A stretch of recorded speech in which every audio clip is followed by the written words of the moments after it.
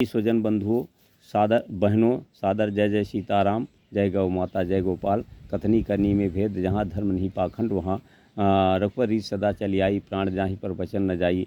जैसा राजा हो तो ऐसी प्रजा होती है। तो हमारे यहाँ का शासक वर्तमान में मोदी जी हैं भारत के। और मोदी जी बहुत दिनों के बाद आए, 14 के बाद आए, और उन्होंने वादा किया था, जितने वादा किए थे काला धन लाऊंगा, भ्रष्टाचार समाप्त करूंगा, महंगाई समाप्त करूंगा, बेरोजगारी समाप्त करूंगा, और किसान की आत्महत्या बंद हो जाएगी, हमारे आने पर रुपया मजबूत हो जाएगी, गौ की हत्या बंद हो जाएगी। आपने इन वादों के आधार पर आपको सत्ता दी गई थी, देश के लोगों ने सत्ता दी। अब 11 साल आपको सत्ता में रहते हो गया, लेकिन आपने एक भी बार इन मुद्दों पर बात करना छोड़ दिया।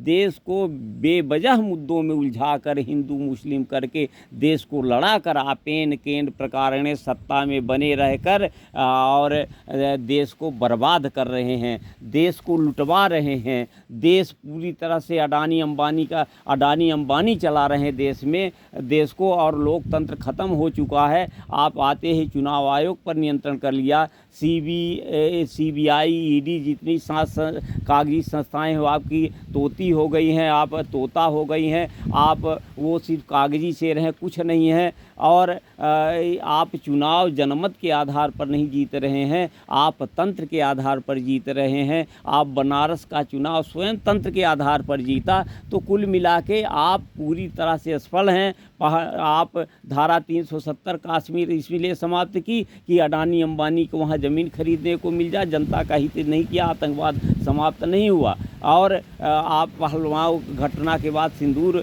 अभियान चलाए। अरे आपने हजारों असंख्य माताओं बहनों के सिंदूर को उजाड़ा है, आप अब तिरंगा यात्रा निकाल रहे हो। एक हम लोग पढ़ते थे कि रामचंद्र कह गए सिया से ऐसा कलयुग आएगा, धर्म भी होगा कर्म भी होगा लेकिन शर्म नहीं होगा। आपके अंदर शर्म नहीं है, जब आपके अंदर नहीं है शर्म नहीं है, जवाबदेही नहीं है, तो इतना पाखंड और इतना जुमला अब ये धरती माता प्रकृति बर्दाश्त नहीं करने वाली है। क्योंकि हम लोगों ने पढ़ा था धर्मो रक्षति रक्षिता, जब धर्म की आप रक्षा करेंगे तो धर्म आपकी रक्षा करेगा। आपने धार्मिकता की उफान ला दी, धार्मिकता तो बहुत है, सुनामी आ गई है, लेकिन धर्म जो है रसातल में जा रहा है। इसलिए माननीय मोदी जी आपसे निवेदन है, आप चिंतन करिए। आप राष्ट्र का भला नहीं कर सकते क्योंकि आप अंदर से बेईमान हैं, इसलिए पद छोड़िए। 75 के हो चुके हैं, मार्गदर्शन मंडल में जाइए, माननीय आडवाणी के साथ अपना प्रायश्चित करिए। सादर जय सीताराम, जय गौ माता।